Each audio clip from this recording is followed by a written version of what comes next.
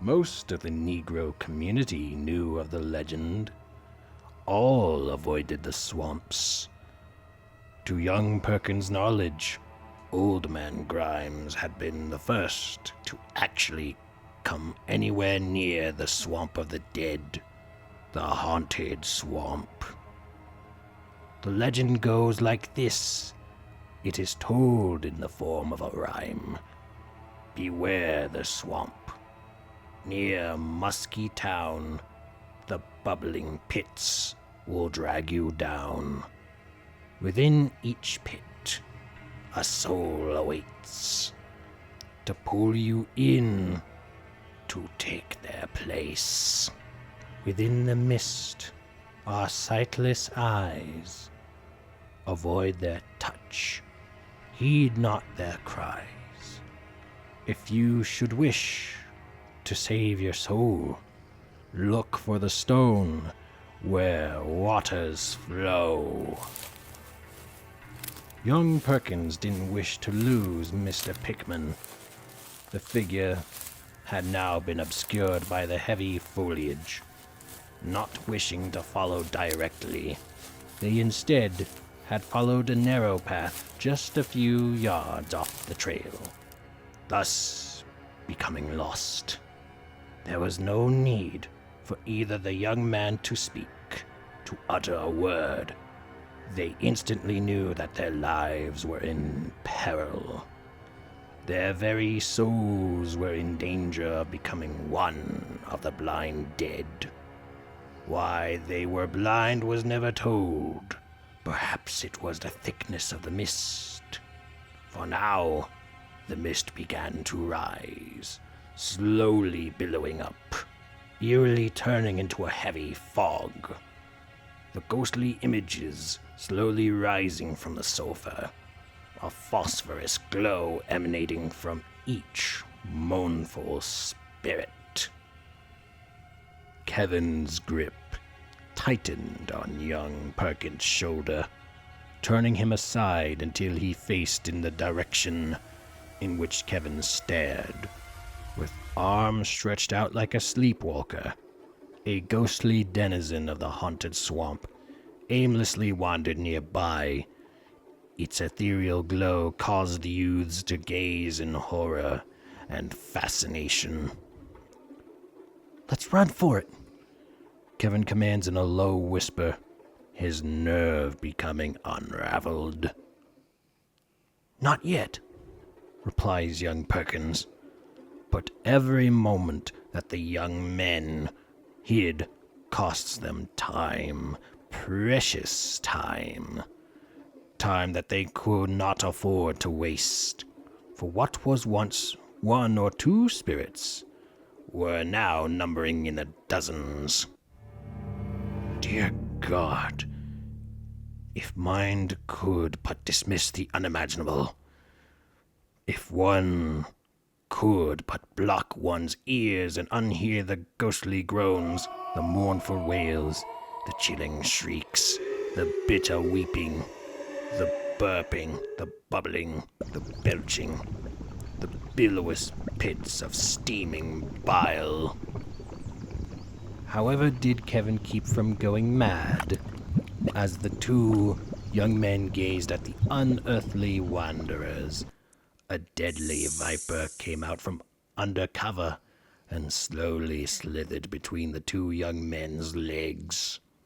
Through the gloom of the night and the building fog, it was clear that the viper that had joined them was nothing less than a deadly copperhead. Instinctively, the young men kept their calm. They remained still, deathly still. Although they were motionless, their hearts racing, pounding blood surging. Kevin began to tremble ever so slightly. The deadly copperhead slowly and methodically began making its way up Kevin's trembling legs. Kevin's eyes clenched tightly as he began mumbling the Lord's Prayer.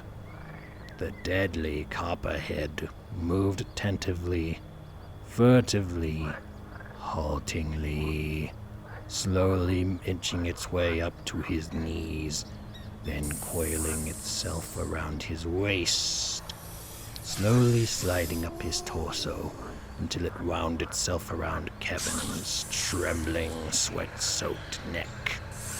Dear God, was there ever more a deadlier noose than that of the slime-covered, hissing asp that had now begun to stifle Kevin's breath, all the while seeking to deliver its venomous kiss, the kiss of death.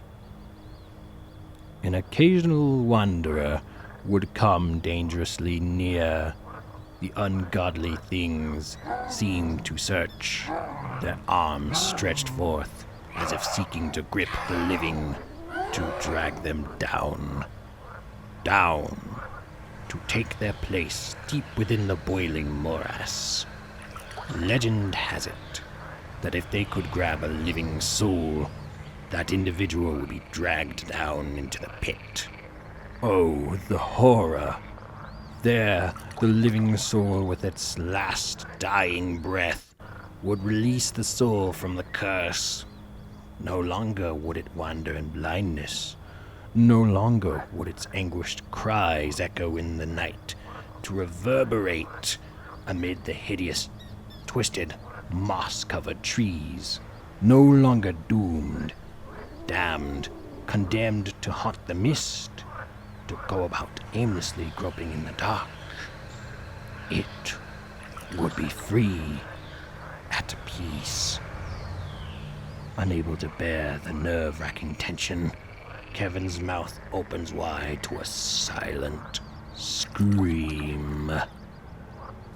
This only presented an opening for the viper to explore.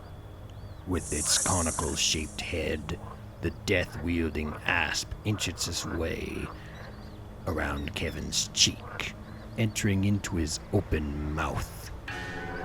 With every inch, the copperhead slides deeper into Kevin's throat, gagging him. Kevin's choking reflexes cause him to begin vomiting, whether through fear or whether through nausea. Either way, the result was the same. The sudden rush of half-digested kidney beans both freed him from his supper and from his precarious predicament. His sudden regurgitation acted to spew forth the slithering death. Thus liberated, Kevin broke and ran. Young Perkins reached for Kevin to halt his flight, all to no avail. Kevin was bounding, leaping over the boiling pits, zigzagging, running in serpentine. His only thought was evasion. He ran like a runaway slave, gazelle, and antelope. As with all black men, he, as swift as lightning, continued to dodge the great death. The death that was now blindly hunting him. His actions gave young Perkins an instant respite, but just briefly. As for the spirits of the blind dead, followed the sound of leaves crunching, and the splashing of mud acted to lure the blind dead away. They now had a living victim, or at least that's what young Perkins perceived, but not Kevin. Kevin's sole plan was, if he was going to be dragged down into the pit, if it were his fate to die, to drown, to become one of the blind dead, he wasn't gonna go out without a fight, and especially not without a chase. If Kevin was going to die, he was determined to die game. Young Perkins would have joined his young companion in flight, save for the fact that the slime-basted serpent had been vomited forth, had become excited, wriggling, twisting, writhing in the sickening pool of steaming bile. Before young Perkins could move, the cold-blooded nightmare quickly slithered up his bended knee. Young Perkins mimicked his friend. With eyes tightly closed, he too began reciting the Lord's Prayer. He had prayed many times, offering up feeble mumblings of obeisance, but this time he silently offered a genuine plea. Young Perkins prayed in dead earnest. The young man's prayers were, for the moment, ineffective, for the scaly copperhead continued seeking the warmth of human flesh. One wrong move, the slightest gesture, may very well prove fatal.